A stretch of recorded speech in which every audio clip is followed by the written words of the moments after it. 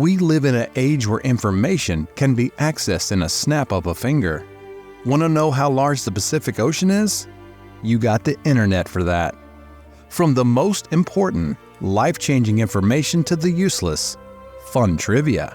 Those of us who are lucky enough to be born in the 21st century are gifted with the power to access information whenever we want, wherever we need it. But before the commercialization of the internet in the mid-1990s, people went to the sanctuary where every information that might possibly need was housed, the library. It's hard to fathom that something that sounds so recent as a library have existed for roughly 4,600 years, dating back to the birthplace of civilization, Mesopotamia. It was thanks to the ancient libraries, which in those days contained not bound books which were made from easily destructible paper, but with clay tablets, that we know anything about these civilizations. One, if not the best and largest libraries in ancient Mesopotamia is the Library of Ashurbanipal, where many of the greatest texts in the early history of mankind were found, including the earliest epic poem ever made, one of the world's first collection of myths and legends, including a story that have forever changed how the citizens of the 19th century viewed the world.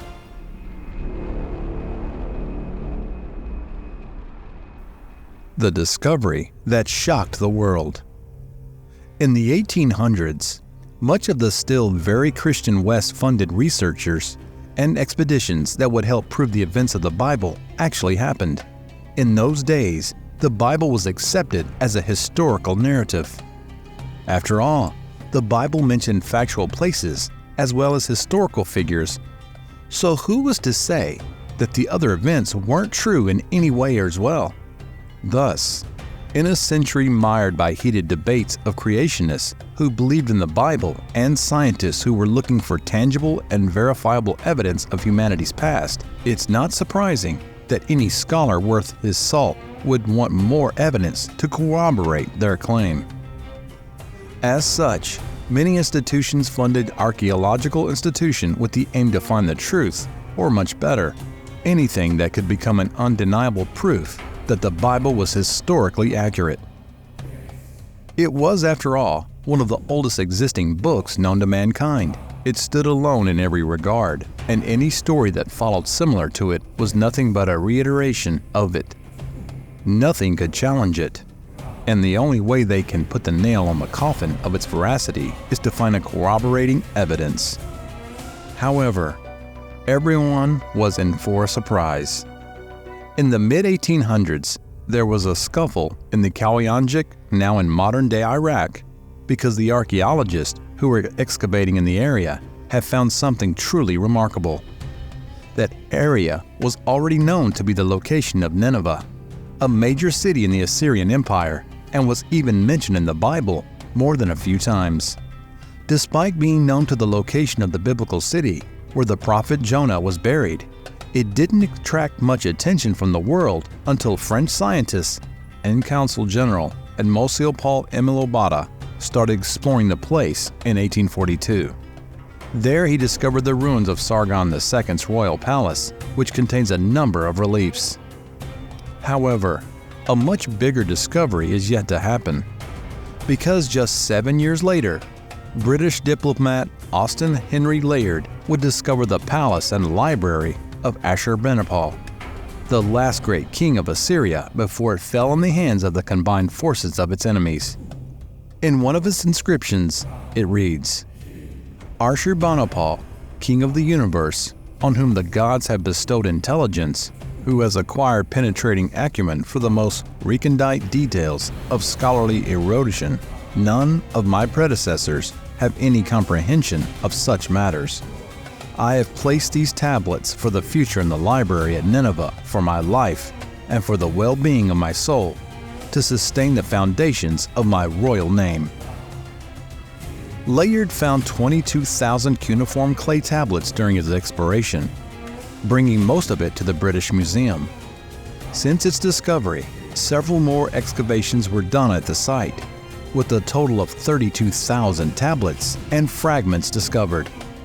While the word library is mainly given to it only because it contains thousands of clay tablets containing various texts, it was more of a royal collection of texts than an actual library. During his reign, Ashurbanipal collected and sometimes even ordered the creation of these clay tablets from everywhere he or his subjects could get his hands on, including neighboring kingdoms, vassals, and even conquered nations. Ashurbanipal had a dark reputation in the history books. He was known to be cruel, tenacious, and merciless toward his enemies, but he was especially unforgiving nature to deserters and betrayers. Like his father and grandfather before him, Ashurbanipal showed great military prowess.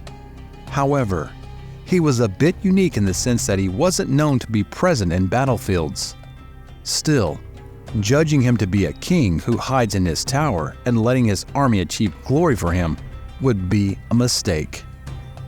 Ashurbanipal was a skilled military leader and a ruthless one at that. Even without appearing in the front lines, he was able to put more powerful kingdoms on their knees, including Thebes, Elam, and Babylon. So why did such a violent and brutal ruler decide to collect and even create thousands of clay tablets, effectively forming a sacred sanctuary of knowledge?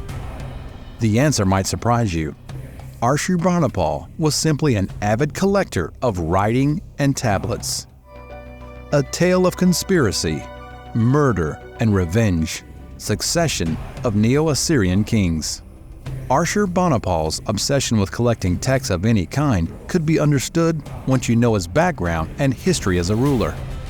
His succession was reigned as a king and was a story marked by brutality, betrayal, and vengeance. Although he was known to be one of the greatest kings of Neo-Assyrian Empire ever had, in his inscriptions, he claimed it was his divine destiny to rule. His governance over the Assyrian Empire wasn't without contest. From even before he became the crown heir to his rule, and even after his death, the throne was mirrored by the blood of his enemies as well as his family. To begin, let's go back a bit into the time when Sennacherib chose a successor to the throne. Sennacherib was a powerful ruler and conqueror who, despite the political social unrest in his empire, was able to quell down most of his threats. He also expanded Nineveh to a considerable extent. As per tradition, Sennacherib's firstborn son, Assur-nadin-Sumi, was supposed to inherit his father's throne. Unfortunately, during the campaign against Elamite, Assur-nadin-Sumi was taken captive and was never heard of from again, possibly executed by the enemies. Without his preordained heir, Sennacherib had to choose another one.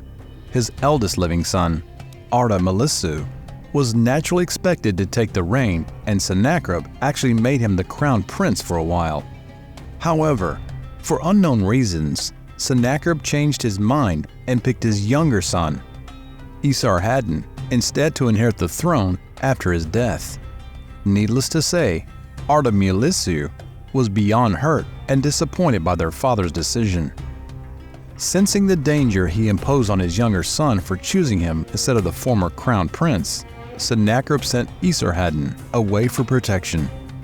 However, he didn't expect Artamelissu would come to him instead. With the help of Nabushar-Usar, another one of Sennacherib's children, Artamelissu assassinated his father in his sleep and attempted to usurp the position of the king. But he underestimated the loyalty of the king's subject towards this rightful ruler. More than that, he underestimated the power and wrath of his younger brother, Esarhaddon. Esarhaddon went into war against Artamelissu, Nabushar-Usar, and all of their co-conspirators. The latter suffered a crushing defeat, and everyone was executed, including the families of the conspiring brothers. Even though Artamelissu and Nabushar-Usar were able to escape, Esarhaddon ascended the throne without contest thereafter. Esarhaddon. But the damage of Esarhaddon's mental health had been done. He became overly paranoid, even after securing the throne, and thus trusted no one, especially his male relatives. Despite that, he gave more power to his female family members, including his wife, Asera Amet, daughter of Sero-Etrit, and mother Nakié, which was uncommon in those days. Esarhaddon built stronger fortifications designed to be impregnable against outside forces. He even chose to live away from the traditional residence of the Assyrian kings in Nineveh. Instead, he lived in palaces that are usually away from the capital, like the one in Nimrud, which was originally an armory. Under the direction of Esarhaddon, it was turned into a well-protected castle designed to seal itself off in case of invasion. However, his most notable work that involved prevention of any internal conflict that he suffered when his brothers conspired against him was towards his own children. Like his father before him, Esarhaddon's eldest son, Crown Prince Sin-nadin-apli, died unexpectedly before he claimed the throne. This threw the whole palace into crisis. Esarhaddon, fearing that what happened before might happen again, devised a plan that he believed at the time was absolutely foolproof and would prevent bloodshed between his sons. He gave Babylon to his eldest living son, Shamash-shum-ukin, while he handed Assyria to his younger son, Ashurbanipal. He believed that by doing so, he made the fair and right choice for everyone, despite knowing that Babylon was still subject to Assyria's rule. But even though Esarhaddon made Shamash-shum-ukin swear an oath of allegiance to Ashurbanipal, he also made it clear in some parts of the letter wouldn't interfere with the former's rule in Babylon. This agreement made Esarhaddon thought he placed the brothers on equal footing. To strengthen Ashurbanipal's kingship, Nakié, Esarhaddon's mother, did an extra precaution. She made everyone in the empire that was the possibility to usurp or claim the throne to swear an oath as well, to prevent infighting and insurrection. Especially, there are still some that could claim Assyria, such as Artamilisu, who were still alive, although missing in those days. Despite facing numerous attempts of usurpation and conspiracies against him, Esarhaddon died of natural causes during his campaign in Egypt. With the rule of both Assyria and Babylon safe in the hands of his appointed sons, Esarhaddon might have believed he had done everything he could to prevent war and bloodshed. However, despite his thorough planning and precaution, it wasn't destined to be. For many years, peace seemed to exist between Babylon and Assyria, but it was all on the surface.